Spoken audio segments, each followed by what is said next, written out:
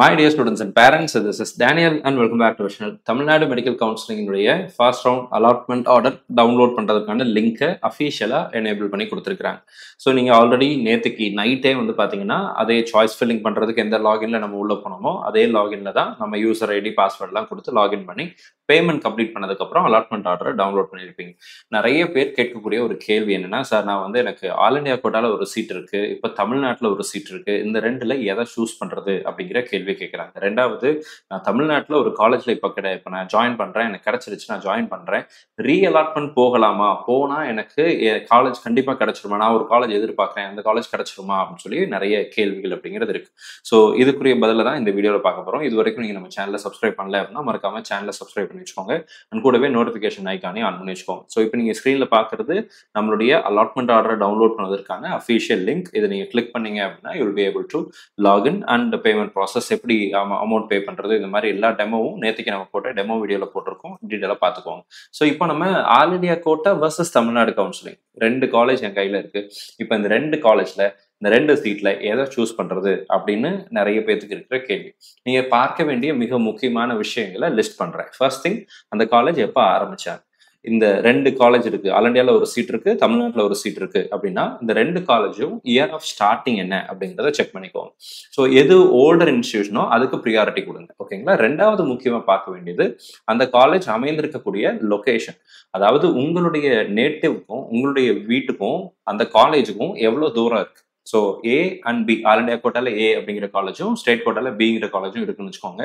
இப்போ காலேஜ் ஏ உங்களுக்கு பக்கத்துல இருக்கா, காலேஜ் பி பக்கத்துல இருக்கா, எல்லாம் ஒரே சொந்த ஊர்லயே இருக்கு, உங்களுடைய ஊர்லயே கிடைச்சிருக்கு அப்படின்னா அதுக்கு நீங்க ப்ரியாரிட்டி அப்படிங்கிறது கொடுக்கலாம். இல்ல எனக்கு ரெண்டுமே வேற வேற ஊர் தான், ஆனா ஒண்ணு வந்து பக்கத்துல இருக்கு, இப்போ காலேஜ் ஏ வந்து கொஞ்சம் நியரா இருக்கு, காலேஜ் பி கொஞ்சம் தூரமா இருக்கு அப்படின்னா எது உங்களுக்கு பக்கமோ அதுக்கு நீங்க ப்ரிஃபரன்ஸ் அப்படிங்கிறது கொடுக்கலாம். ஹவர் நீங்க ஹாஸ்டல்ல ஸ்டே பண்ண போறீங்க, காலேஜ்ல இருக்கும்போது லீவ்ல ஸ்டூடெண்ட்ஸும் வீட்டுக்கு வருவாங்க, நீங்களும் போய் பார்க்கறதுக்காக போவீங்க. இந்த டிராவல்ங்கிறது வந்து through out the 4.5 years and 5.5 years இருக்கத்தான் போகுது. இந்த லாஸ்ட் 1 year இன்டர்ன், ஸோ அதை வந்து நம்ம கணக்கில் எடுக்க வேணாம். அந்த 4.5 years கண்டிப்பா இருக்கத்தான் செய்யும். சரிங்களா. போக வர இருந்துகிட்டே தான் இருக்கும். ஸோ அதனால அதுக்கு கொஞ்சம் இம்பார்ட்டன்ஸ் அப்படிங்கிறது கொடுக்கலாம். மூணாவது முக்கியமான விஷயம், அந்த காலேஜ்ல ரெண்டு காலேஜ்லயுமே பிஜி கோர்சஸ் இருக்கா அப்படிங்கிறத பாருங்க. ஓகேங்களா. பிஜி கோர்சஸ், ஏன் பிஜி கோர்சஸ்க்கு இம்பார்ட்டன்ஸ் கொடுக்க சொல்றேன் அப்படின்னா, if a college has PG degrees, அந்த காலேஜ்ல பிஜி கோர்சஸ் நடத்துறதுக்கு தேவையான ஃபெசிலிட்டிஸ் இருக்குன்னு சொல்லி அர்த்தம். விச் மீன்ஸ் இன்ஃப்ராஸ்ட்ரக்சர் வைஸ் அந்த காலேஜ்ல ஓரளவுக்கு இம்ப்ரூவ்மெண்ட்ஸ் இருக்கு அப்படிங்கிறத பார்க்க முடியும். ஸோ ரெண்டு காலேஜ்ல ஒரு காலேஜ் பிஜி இருக்கு அப்படின்னா அந்த காலேஜுக்கு நீங்க இம்பார்ட்டன்ஸ் கொடுக்கலாம். அது டீம்டா இருந்தாலும் சரி, அல்லது பிரைவேட் காலேஜா கவர்மெண்ட் காலேஜா இருந்தாலும் சரி. சரிங்களா. அல்லது கவர்மெண்ட், நீங்க எப்படி கம்பேர் பண்ணாலும் ஓகே தான். ஸோ இதுக்கு நீங்க இம்பார்ட்டன்ஸ் அப்படிங்கிறது கொடுக்கலாம். நாலாவது மிக முக்கியமான விஷயம், காலேஜுக்கும் ஹாஸ்டலுக்கும் ஹாஸ்பிட்டலுக்கும் எவ்வளவு தூரம் இருக்கு, இது ரொம்ப முக்கியம். சரிங்களா.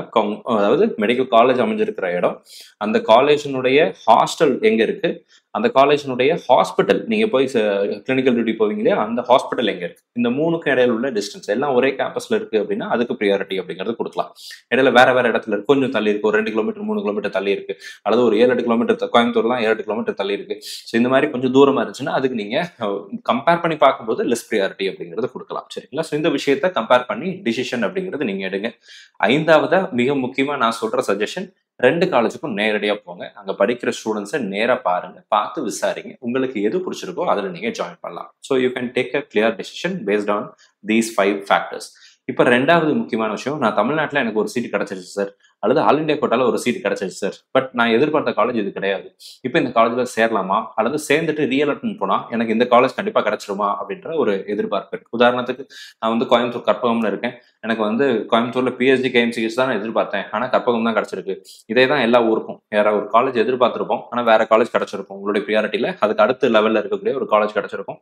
இப்போ இதுல இருந்து டாப் காலேஜுக்கு அல்லது வேற ஏதாவது ஒரு பெட்டரான இன்ஸ்டியூஷனுக்கு அல்லது உங்க சொந்த ஊர்ல இருக்கக்கூடிய ஒரு காலேஜுக்கு போகணும்னு ஆசைப்படுறது எல்லா மாணவர்களுக்கும், இது நீங்க மட்டும் கிடையாது, எல்லாரும் இதே மாதிரி தான் எதிர்பார்ப்பாங்க. ஸோ இந்த எதிர்பார்ப்போடு இருக்கக்கூடிய மாணவர்களுக்கு நான் சொல்ற ஒரே ஒரு முக்கியமான விஷயம் அப்படிங்கிறது, we need to wait for the vacancy position.